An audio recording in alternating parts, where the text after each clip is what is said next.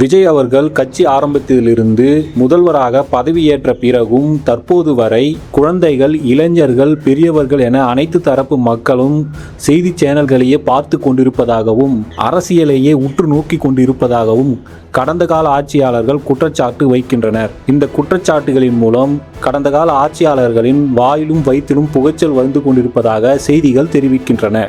மேலும் டிவிகே தொண்டர்கள் மட்டுமல்லாது மக்களும் அரசியல் மயப்படுத்தப்படுவது எப்படி நல்ல ஜனநாயகமாகும் என்றும், சட்டப்பேரவை நிகழ்வுகள் அனைத்தும் தொடர் நேரலையில் ஒளிபரப்பு செய்வதால் தங்களுடைய நித்திரை தியானம் தடைபடுவதாகவும் அவர்கள் கவலை தெரிவிக்கின்றனர். 66% மக்களே விஜய்க்கு எதிராக வாக்கு செலுத்தியுள்ள நிலையில் தங்களுக்கு 77% மக்கள் எதிராக வாக்கு செலுத்தியுள்ளதாகவும், அதனால் நாங்களே மக்களுக்கு மிக நெருக்கமாக உள்ளதாகவும் அவர்கள் உரிமை கோருகின்றனர். கமிஷன், கரப்ஷன் எதுவும் இல்லாத அரசு எப்படி ஒரு நல்ல அரசாக இருக்க முடியும் என்றும், மக்களுடைய இயல்பு வாழ்க்கை பாதிக்கப்பட்டுள்ளதாகவும், இது ஆண்டவனுக்கே பொறுக்காது என்றும், விரைவில் மக்கள் நல்ல பாடம் புகட்டுவார்கள் என்றும் அவர்கள் நம்பிக்கை தெரிவிக்கின்றனர். போதைப் பொருள் பரவலை தடுக்க சிறப்பு கண்காணிப்பு படை, சிங்கப்பெண் அதிரடிப்படை, 200 யூனிட் இலவச மின்சாரம், 717 டாஸ்மாக் கடைகள் மூடல், முதல்வரின் பயணம் மக்களுக்கு இடையூறு ஏற்படுத்தா வண்ணம் போக்குவரத்து சீரமைப்பு போன்ற மக்கள் விரோத செயல்களை தொடர்ந்து இந்த அரசாங்கம் செய்து வருவதாகவும் அவர்கள் குற்றம் சாட்டுகின்றனர்.